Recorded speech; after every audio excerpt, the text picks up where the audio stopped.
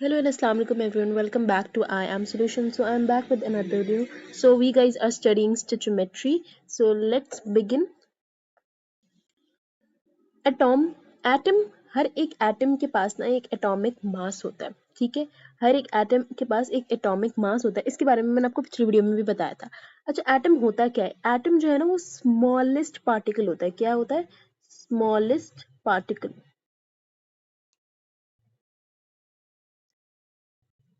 ठीक है, एटम क्या होता है? एक स्मॉलेस्ट पार्टिकल होता है और एक हर एटम के पास एक एटॉमिक मास होता है जो कि है 23, जो कि मैंने आपको बताया था। हर एक मॉलिक्यूल्स के पास भी एक मॉलिक्यूल मास होता है जो हमने निकालना भी सीखा था। बेसिकली मॉलिक्यूल्स क्या होता है? मॉलिक्यूल्स होता है कॉम्बिनेशन होता है एटम्स का। क्या होता है?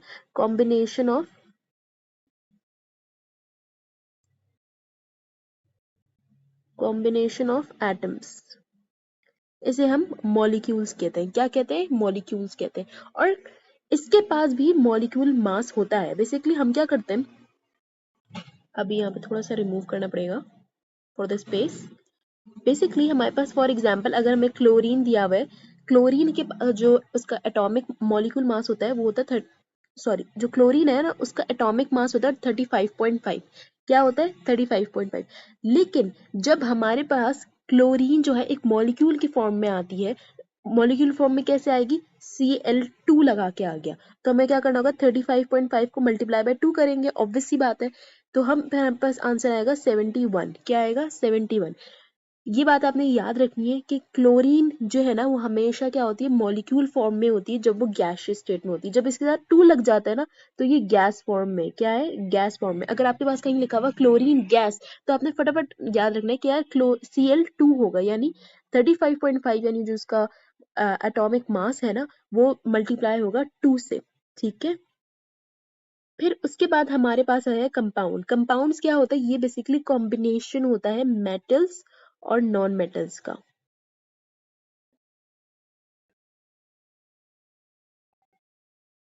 फॉर एग्जाम्पल यही देख लो, Na देखो यहाँ पे हमारे पास क्या है? मेटल है, और क्लोरीन क्या है हमारे पास? नॉन मेटल है। सही है। सो Na हमारा सोडियम है जिसका एटॉमिक मास हमारे पास 23 है। ठीक है, और क्लोरीन का हमारे पास 35.5 है।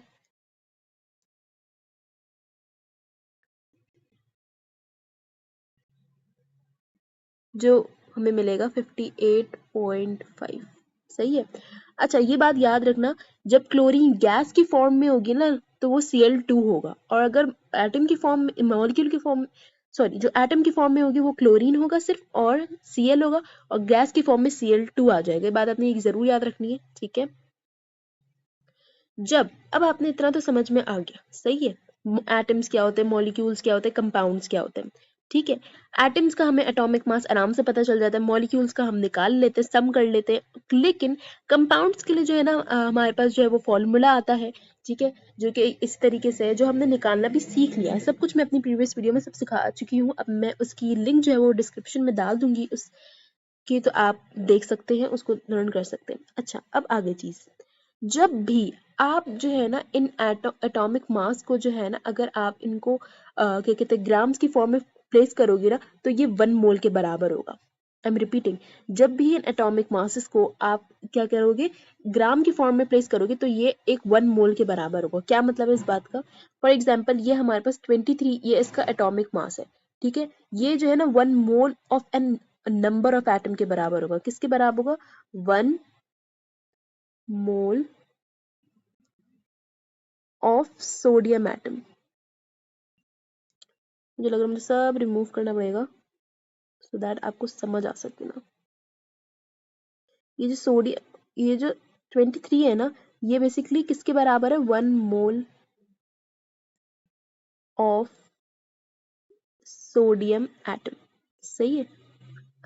When you express it in grams, जब भी आप इनको ग्राम्स में एक्सप्रेस करोगे ना तो ये 1 मोल के बराबर होगा। फॉर एग्जाम्पल ये जो 23 है ना, जब आप इनको ग्राम्स की फॉर्म में करोगे तो ये 1 मोल के बराबर होगा, यानी 23 ग्राम्स होगा। सही है। इसी तरीके से हमारे पास ये जो 71 आया है ना, ये भी हमारे पास ग्राम में है। ठीक है, और ये किसके बराबर होगा? ये 1 मोल ऑफ मॉलिक्यूल के बराबर होगा। ठीक है, जहाँ एटम होगा वहाँ एटम, जहाँ मॉलिक्यूल होगा वहाँ मॉलिक्यूल, जहाँ कंपाउंड है वहाँ कंपाउंड। सही है। मैं इसको एक प्रॉपर फॉर्म में लिख के देती हूँ। जैसे यहाँ पे हमने 35.52 को मल्टीप्लाई किया था 2 से, तो ये 71 आया था। जब मैंने इसको ग्राम में फॉर्म प्लेस किया ना, तो ये किसके बराबर हो गया? 1 मोल ऑफ क्लोरीन गैस। सही है। इसी तरीके से NaCl है। NaCl का भी जब हमने फॉर्मूला मास था, इसके हमने क्या कहते हैं, मॉलिक्यूलर फॉर्मूला मास निकाला था, तो हमारे पास आया था 58.5 ग्राम्स। ठीक है। जब मैं इसको ग्राम्स में प्लेस करूंगी, तो ये किसके बराबर होगा? 1 मोल ऑफ NaCl, यानी 1 मोल ऑफ कंपाउंड। सही है। ये इसी तरीके से, अभी आपको थोड़ा सा कंफ्यूजिंग लगेगा, हम इसको आहिस्ता आहिस्ता समझाएंगे। फॉर एग्जाम्पल, अभी यहाँ पे मैं आपको एक सवाल देती हूँ। मैंने आपसे पूछा कि यार सोडियम है, इसका जो एटॉमिक मास है वो 23 है। क्या है? 23 एटॉमिक मास है। और मैंने आपसे कहा 23 ग्राम्स है। ठीक है। और मैंने इससे कहा यार मुझे इसका मोल बताओ कितना होगा। तो आप क्या करोगे? 23 जो इसका एटॉमिक मास है, इससे डिवाइड करोगे, तो आपके पास आंसर आ जाएगा 1 मोल। ठीक है। फिर मैं आपसे कहूँ यार आप मुझे 46 ग्राम्स ऑफ सोडियम बताओ, वो कितने मोल के बराबर होगा। तो आप क्या करोगे? 46 को लोगे, 46 ग्राम्स को लोगे, डिवाइड करोगे 23 से, तो आप बता दोगे यार वो तो 2 मोल्स के बराबर होगा। फिर मैं आपसे कहूंगी यार 69 ग्राम्स कितने मोल्स के बराबर होगा? 69 ग्राम्स ऑफ सोडियम कितने मोल्स के बराबर होगा? तो 69 लोगे आप, ठीक है, ग्राम्स मल्टीप्लाई कर दोगे 23 से, क्योंकि हर चीज हम उसके एटॉमिक नंबर से मल्टीप्लाई करें, तो आप कहोगे यार ये तो 4 मोल्स के बराबर है। ठीक है, सॉरी 3 मोल्स के बराबर है, 3 मोल्स के बराबर है। फिर मैं आपसे कहूँ, okay I don't have space, ठीक है यार स्पेस ही नहीं है मेरे पास, ये रही। फिर मैं आपसे कहूँ यार आप मुझे जो है ना 92 ग्राम्स ऑफ सोडियम बताओ, वो कितने के बराबर होगा। तो आप कहोगे अच्छा ये बता देते हैं, 23 से डिवाइड करेंगे तो वो 4 मोल्स के बराबर होगा। ठीक है। अब फिर मैं आपसे बोलूँ 100 ग्राम्स ऑफ मोल्स सोडियम के कितने बराबर होगा, तो आप हो जाओगे परेशान यार 100 ग्राम्स कैसे बताएं। सही है, इतना तो बता दिया था, 92 का नाम से बता दिया, 100 का कैसे करोगे। तो इसके लिए आपके पास एक फॉर्मूला ड्राइव्ड हुआ है। क्या हुआ है? एक फॉर्मूला ड्राइव्ड हुआ है। एक फॉर्मूला ड्राइव्ड हुआ है जो हमारे पास होता है मोल्स का फॉर्मूला। क्या होता है? मोल्स का फॉर्मूला। मोल्स का फॉर्मूला क्या होता है? Mass divide by molar mass, जिसको हम एमआरबी कहते हैं, जिसको हम एमआरबी कहते हैं। इसको आपने जरूर है, mass divide by molar mass, या इजी वर्ड्स में आसान से mass divide by MR, easy words. ये जो मास है ना, ये जो एमआर है ना, ये 1 मोल का मास है। ये किसका मास है? 1 मोल का मास है। अब फॉर एग्जाम्पल मैंने आपको सवाल दिया यार कैलकुलेट करके दो मुझे मोल्स कैल्शियम कार्बोनेट का जो 250 ग्राम्स है, जो 250 ग्राम है। तो आप क्या करोगे? मोल्स का फॉर्मूला लगाओगे, moles divide by mass over MR. ठीक है। मास आपके पास 250 ग्राम्स है, और ये जो एमआर है ये हम निकालना सीख चुके हैं, मास ऑफ 1 मोल। जो कि मैं आपको बताऊं ये ऐसे निकलेगा, कैल्शियम हमारे पास होता है 40, एज कार्बन हमारे पास होता है 12, और प्लस हमारे पास है 60, ऑक्सीजन का होता है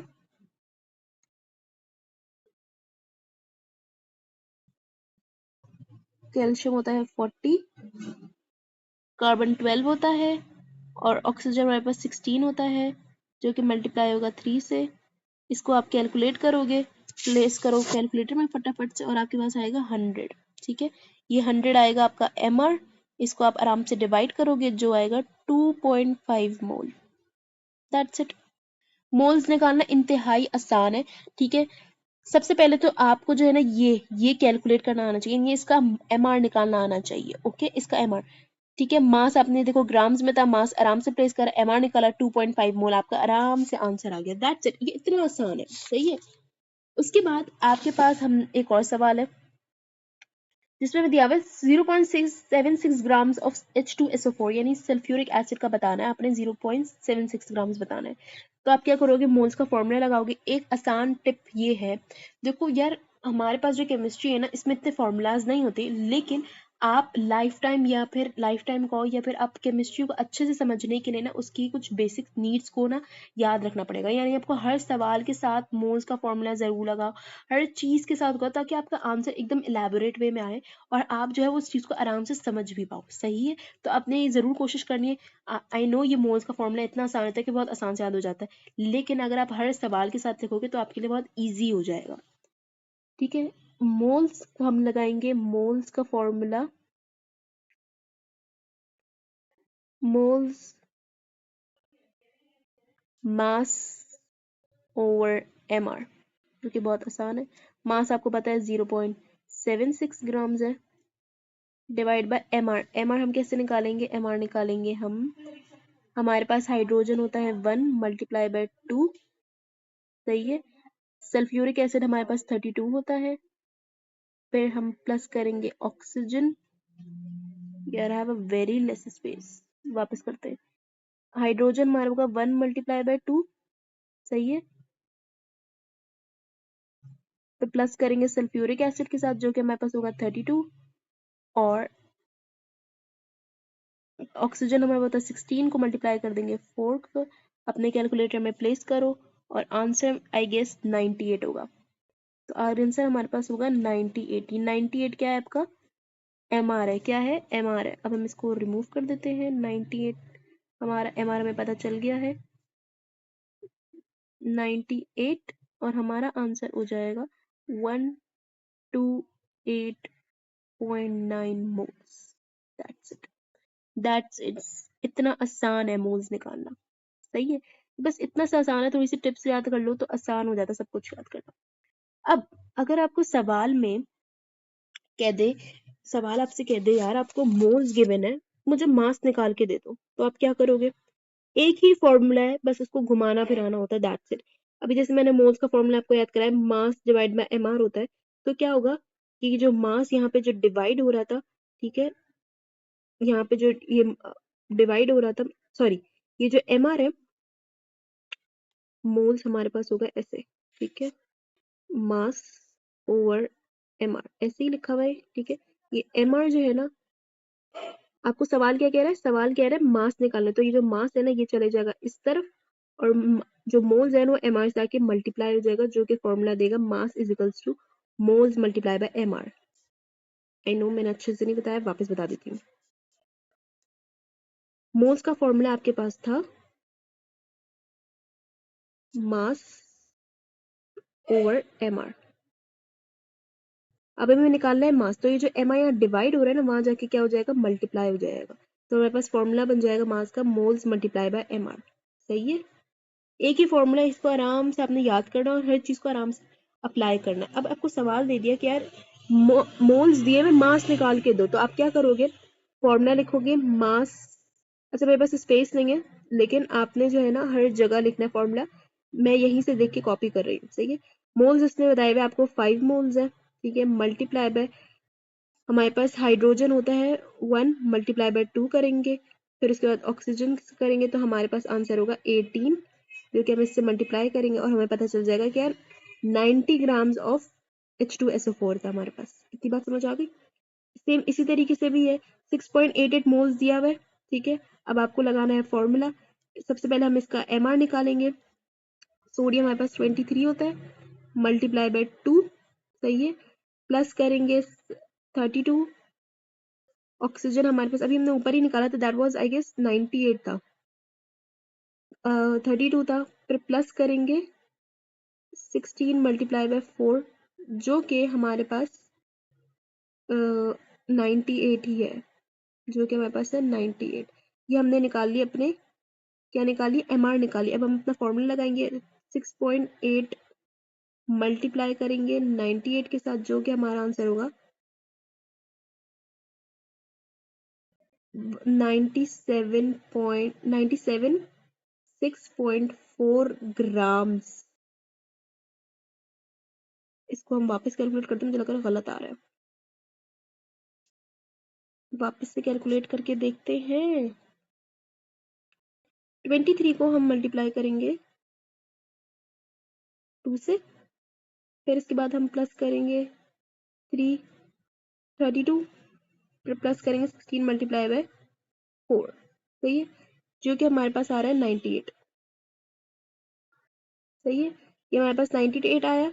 अब इसको आपने क्या करना, 98 को मल्टीप्लाई कर देना स्मॉल से 6.8, जो कि आंसर आप लोग कैलकुलेट कर लें, बिकॉज अभी मेरे पास कैलकुलेटर अवेलेबल नहीं है, सही है। I hope you guys got it. इसके अलावा हमारे पास थर्ड वाला भी यही है, लेकिन जो ये भी मैंने आपको शुरू में मैंने बताया था, जब यहाँ पे क्लोरीन गैस लिखा हुआ होगा, वहां पे क्लोरीन गैस में क्या मतलब होगा, Cl2, क्या मतलब होगा, Cl2। अब हमें पता है उसका जो एटॉमिक मास होता है वो 35.5 होता है, ठीक है, तो मल्टीप्लाई बाय 2 करना आपने नहीं भूलना, ओके। बेसिकली मोस्टली स्टूडेंट्स क्या करते हैं, क्लोरीन गैस तो पढ़ लिया, उन्होंने देखा क्लोरीन गैस, वो मल्टीप्लाई बाय 2 करना ही भूल गए। 35.2 को मल्टीप्लाई करेंगे तो 70.6 आएगा आंसर, सही है। अब हम अपना फॉर्मूला लगाएंगे, 0.6 को मल्टीप्लाई करेंगे 70.6 से, और हमारे पास मोल्स आ जाएंगे, मास हमारे पास आ जाएगा 0.423 ग्राम्स। दैट्स इट, इतना आसान है, एक फॉर्मूले को बार बार जो है घुमा फिरा के क्या हुआ, and that's it, easy PG. अच्छा, अब आपको एक सवाल दिया हुआ है, एक तीसरी टाइप है, उसके बाद फिर हमारे पास एक लास्ट फॉर्मूला होगा, वो मे बी आज मैं कवर ना करूं, बट लेट्स सी कि क्या पता कवर कर ले। Unknown substance. अब आपको एक सवाल दिया हुआ है, आपको सब्सटेंस का नाम ही नहीं पता, सवाल में पहले आपको क्लोरीन गैस बता दिया, सल्फ्यूरिक एसिड बता दिया,